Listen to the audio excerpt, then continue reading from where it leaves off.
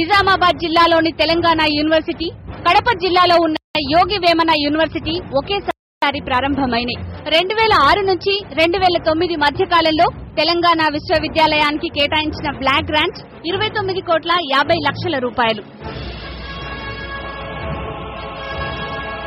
ఇదే కాలంలో ఆంధ్ర ప్రాంతంలో ఉన్న కడప యోగి వేమన విశ్వవిద్యాలయానికి సర్కారు విడుదల చేసిన బ్లాక్ గ్రాంట్ ఎంతో తెలుసా?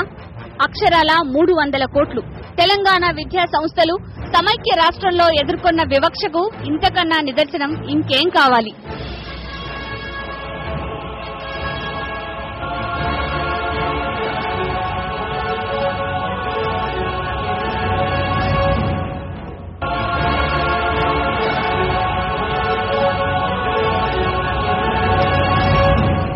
రాష్ట్రంలో ఉన్న మొత్తం ప్రభుత్వ మెడికల్ కాలేజీలు 13.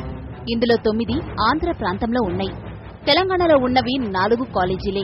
ఆ 4గింటిలో 2 రాజధాని హైదరాబాద్ లో ఉన్నాయి. ఆ 2 నిజాం స్థాపించిన ఉస్మానియా, గాంధీ మెడికల్ కాలేజీలు.